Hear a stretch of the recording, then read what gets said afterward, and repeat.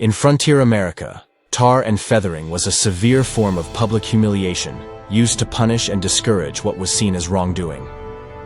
This act, often seen as the ultimate public shaming, was not only painful, but also a stark message from a community to those it viewed as transgressors.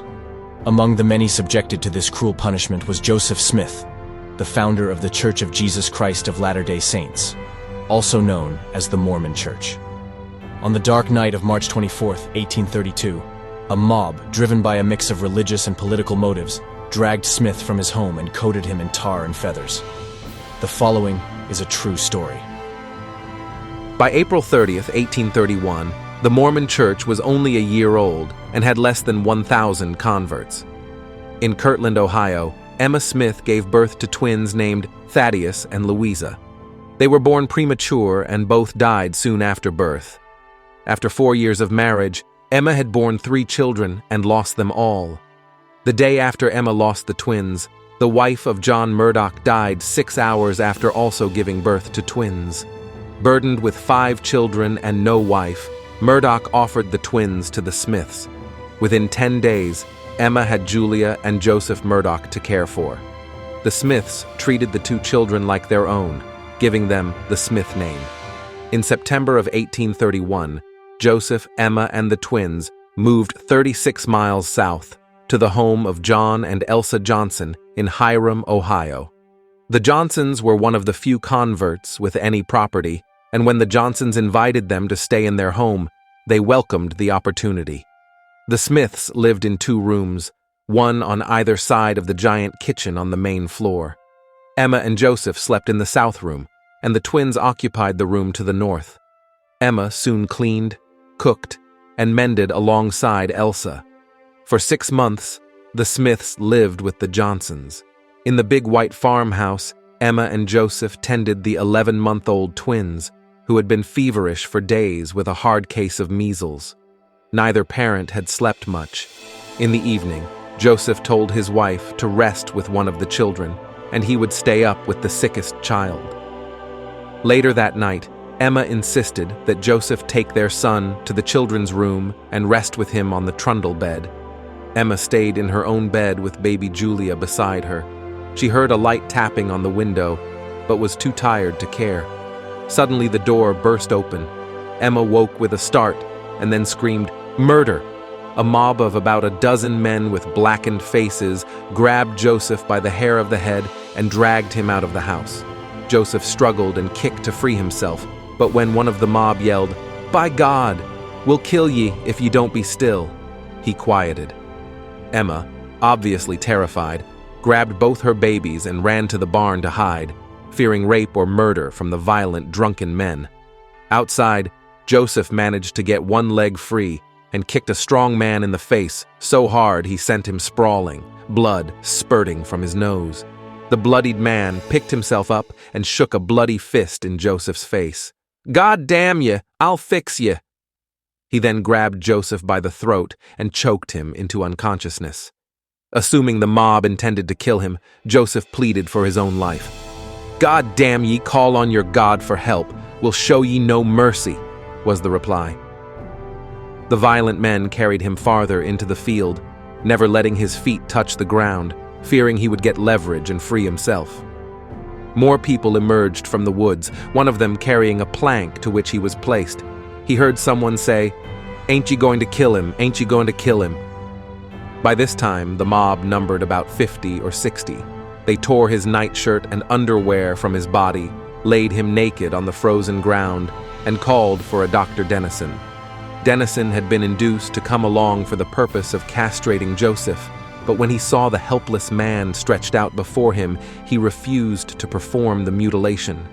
One of the mobbers then fell on the naked Joseph and scratched his body like a mad cat, muttering, "God damn ye, that's the way the Holy Ghost falls on folks."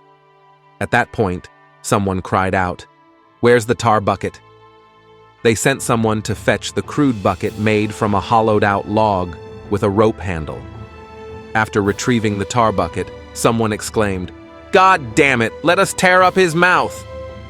Joseph wrenched his head away when they attempted to jam the tar paddle into his mouth. They cried out, God damn ye, hold up your head, and let us give ye some tar." Someone then tried to force a glass vial of poison between his lips, but it shattered, breaking one of Joseph's teeth in the process. They poured tar over his head, smeared it down his naked body, and rolled him in an open feather tick.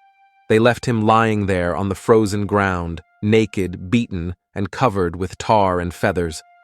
Joseph clawed the tar from his nose and mouth so he could breathe. He tried to get up, but fell. After a while, he recovered sufficiently to raise himself up a little. In the distance, he could see two lights and began to stumble toward them. The lights were on at the farmhouse of the Johnsons. When Joseph appeared at the dimly lit doorway, the tar made it seem as though he was covered with blood. Seeing this ghastly sight, Emma fainted. Joseph called for a blanket, wrapped it around himself, and went inside. Throughout the night, his friends softened the tar with lard and scraped it from Joseph's battered body until his flesh was raw. The victim who suffered most, however, was not Joseph with his bruises and scratches. It was the adopted baby. Already weakened by a difficult case of measles and high fever, the cold night air aggravated the child's condition. Through the next 6 days and nights, Emma hovered over her little baby with growing apprehension. On Friday, March 29, 1832, Emma realized her worst fears as she watched the life ebb from his tiny body. She and Joseph buried the fourth of their first 5 children. Over the ensuing years, Joseph Smith and his followers, the Mormons, were violently pushed out of every settlement they attempted to establish, leading ultimately to their expulsion from the United States. The series of events reached a tragic climax with the murder of Joseph Smith and his brother Hyrum. This relentless persecution stands in stark contrast to the foundational values of the United States, which proclaims liberty and religious freedom as core principles. The severe violence directed against this religious minority casts a shadow over America's avowed commitment to protecting the rights of all faiths. Despite the lofty ideals enshrined in the Constitution, the Mormons faced a consistent pattern of aggression, which eventually drove them to seek safety outside of the United States in Mexico territory. This episode in American history invites reflection. It is a poignant reminder of the responsibility that falls on each of us to uphold the ideals of freedom and acceptance. In a nation where diversity of belief is a fundamental right, it is paramount that we, as individuals and as a society, protect and foster an environment where all can practice their faith without fear of persecution.